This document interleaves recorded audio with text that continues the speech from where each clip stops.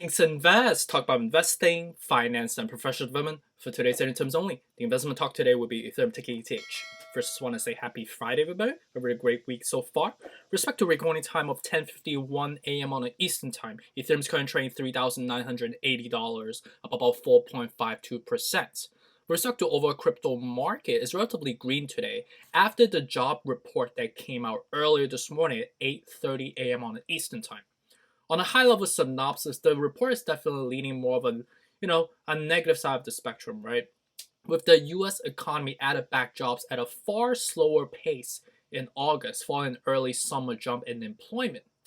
And just on a high level perspective, some of the key metrics that I've picked up in the report, looking at the Bloomberg terminal, which I have a subscription of, with respect to the change in non-farm payroll, 230,000 versus 733,000 expected, and a revise of plus 1.053 million in July. So this is a relatively significant big miss in comparison to Wall Street expectation.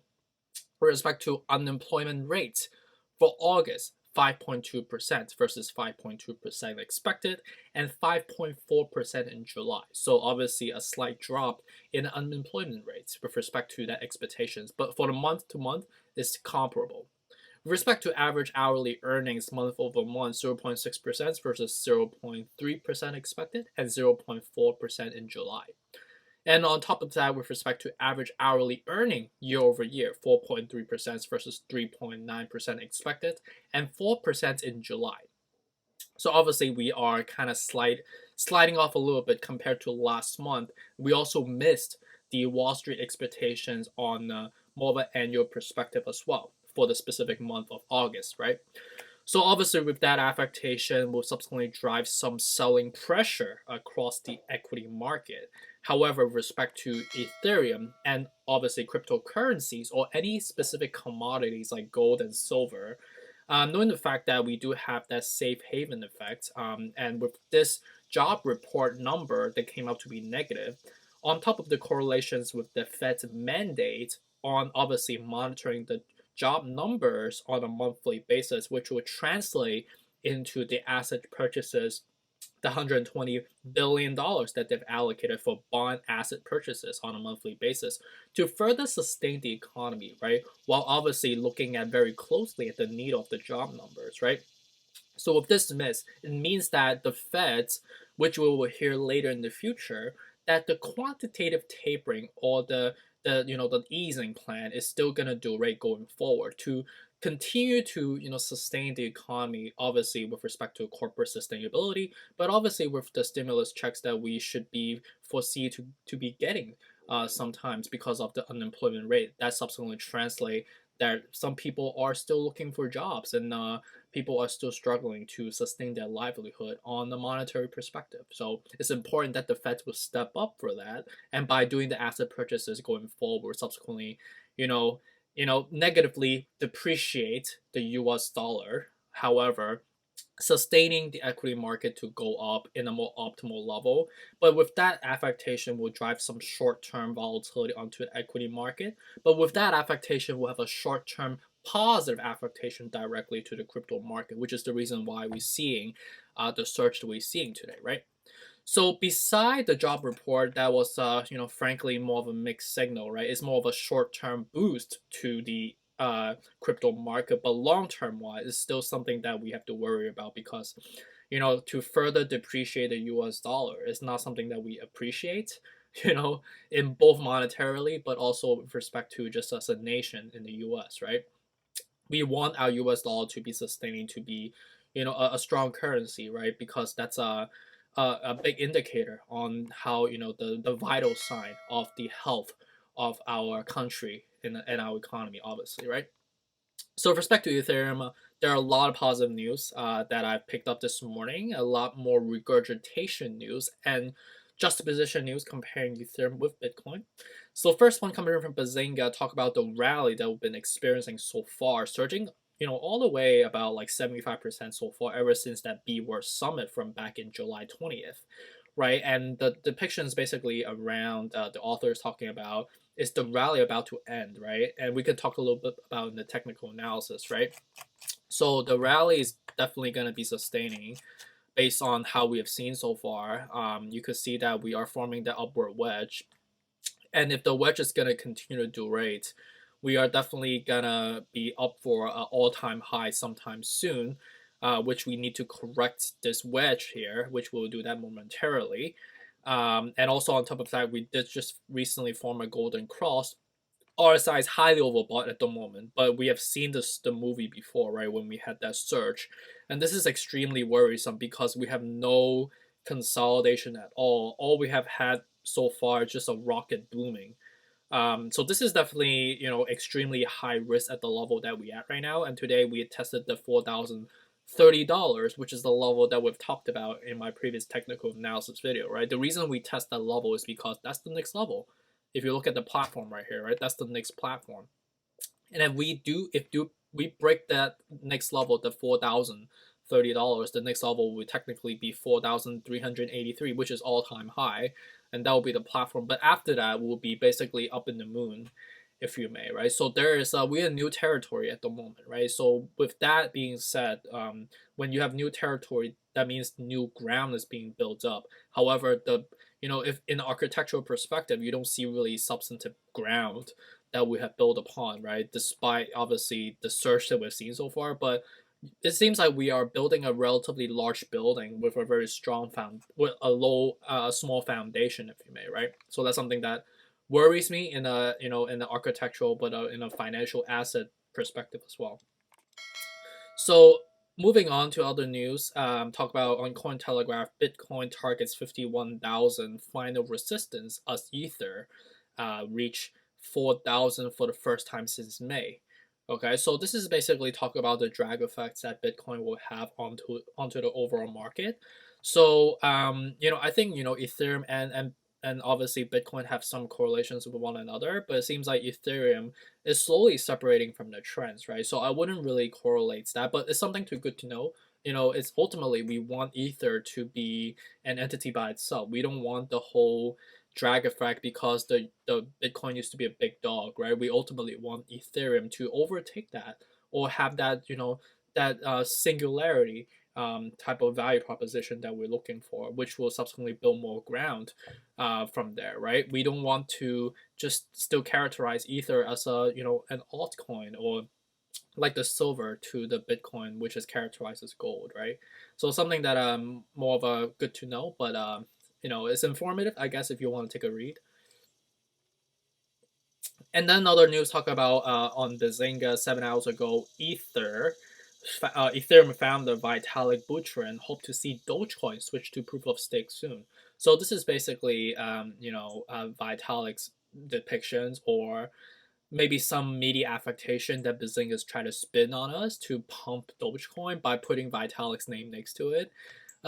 Interesting to know, and this is one of the reasons why Dogecoin has been seeing some surge recently. But this article I've seen this before, so it's not relatively new article. This is something that Vitalik has mentioned on Twitter, I think a couple of days ago already, which subsequently drove that surge that we saw in the days before, right? And then another one, another name drop. So on Bazinga 10 hours ago from an actress, Reese Witherspoon. If you have seen the movie Legally Blonde, she's my childhood crush, I guess. She buys into Ethereum and get a taste of crypto, and she's also invested into Bitcoin and Dogecoin as well at the moment. So it seems like this is another name drop from another celebrity buying onto the hype, I guess. I'm not sure what price point she bought at or how much she bought at, right? But interesting to know. But just more of trivial side of the world rather than anything substantive, if you may, right? Just another hype, if you may. Um, so with respect to other ones, I would say these other news from Bitcoiners and Fortune are more just regurgitation news. Talk about can Ether sustain the price above $4,000, right? And we're seeing the movie right now, right? So let's just shift back to the technical analysis to see how is the trend looking at right now, right? So you can see that with respect to this wedge that we are forming, this is basically destroying the complete logics of what we have seen before. You get what I'm trying to say? We were forming a wedge before, but this is a major well manipulations because of all the NFT adoption. So technically, we are forming an even more severe wedge that is completely breaking the momentum. We are forming an extremely large outlier at the moment, and this pump that we're seeing right now is even more severe than the pump we saw before because of the curvature that we see. And also on top of the fact that when we were pumping before, when we were at the below, back in April 22nd, before the whole rally all the way to the all-time high, we were at the more of a normalized level. However, at the current level that we pump, ever since the pump, we were pumping ever since closer to the overbought level. So this is pump on top of a pump on top of a pump, which is the reason why you see three green candles. We don't see any like consolidation at all so far, right? So would I be buying now? I would say the risk is definitely increasing dramatically. I think there's a probability that we might reach all-time high with the momentum that we have right now because of the fact that we just recently crossed. And for the ball, in a physics perspective, we need to keep curving up for the ball to hit an apex. And I don't think we hit the apex yet, right? Despite we, try to hit the apex today of $4,030, which is a resistance level that we had 1, 2, 3, 4, 5 times, right? And if we break that, the next level is technically all-time high, right? And I think we do have a shot of doing so. We're not that far away if you look at it, right? We're basically one big resistance levels away, right? And remember, we did break that extremely large resistance level, right? We broke that 3,480, and we broke the next level. We jumped like $400 to the next level, 3,850, and we did that in the cross of like 24 hours, right? So, and on top of the fact that media affectation has been extremely positive, all the NFT news I've been hearing so far on a consecutive fashion, like 12 positive news per day from every single media front. So it seems like there's a lot of whales behind the scenes right now. The MACD RSI is still showing an outlier, right? I mean, the chart speaks for itself, right? Um, with respect to the job report today, it's also driving some drag effects on top of it with that anti-correlation effects with the equity market that we're seeing in front of us, dragging the entire crypto market up. So we have to kind of take that into, with a grain of salt with how we're surging right now. Can we keep this up? You know what I'm trying to say? Remember, we have been surging for the last basically a month so far. And with this really, really fishy activity going on, um, I don't suggest buying at the moment right now. I would just wait until we cool down because whatever goes up really, really fast. Remember, this took like how many days? This took like less than a week for us to pump from the 3,000 all the way to the 3,000, like to 4,000. That's $1,000 in like 2 days, 2 3 days basically. So you can pump up in 2 days, and but you could also sell off in 2 days, right? And with the weekend coming, Labor Day as well, and also Jewish holidays coming up, um, the media front could potentially take a break from there, and that could subsequently cool off.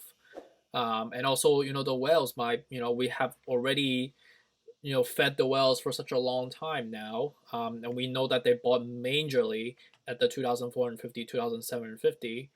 That with the weekend coming, which is technically full weekend, but if you're Jewish, and it's part of your religious cadence going forward, that durates until technically next Friday or Thursday, if I'm not mistaken, based on my colleagues that have mentioned to me. So would that incentivize them to sell with that weekend affectation, which we've seen before, right? A Friday and Saturday typically could be a red day, despite unless we have like a contingent positive news on that day specifically, right? So something to be mindful of. So let's just go back to fundamentals, right? So we are in the complacency stage with the last hurrah, and with the last hurrah, the next level will be a sharp drop. You could see that we hit that apex and then we sharply drop, right? Do we think that we're gonna get there? I think the likelihood would be relatively high. The technical is screaming that right now. So when you see that apex, the last time we hit the apex, we sell off. The last time we hit the apex, when we were all time high, we sell off extremely sharply. You see this, like, this is basically a cliff. And I think a similar fashion could be happening.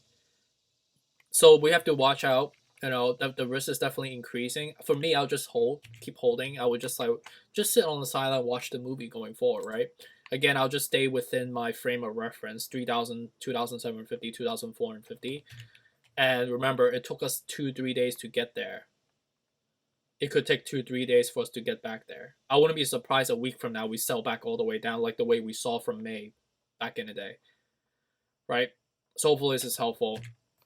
So anyway, this is my frame of reference, my risk tolerance. But if you're buying now, right? Let's say you buy at 4,000 today for some reason, because you feel like it. It's not a bad, execution. It's just you're thinking more of a long term perspective, right? Because ultimately 9,800 in the next 12 months, or even higher, right? Like 50K, down the road. That's 16 times your money from here. That's something you have to be mindful of, right? So just don't freak out because of the short term volatility going forward, and try to stay sane, try to stay clear with your methodology going forward, and apply logics when you're investing, and that's the way to go. And hopefully this is helpful. Sorry again for being a little bit late today. I had like a bunch of meetings this morning, so I'm kind of just winded basically. So really appreciate you, and stay tuned for this come up. Take care. Bye.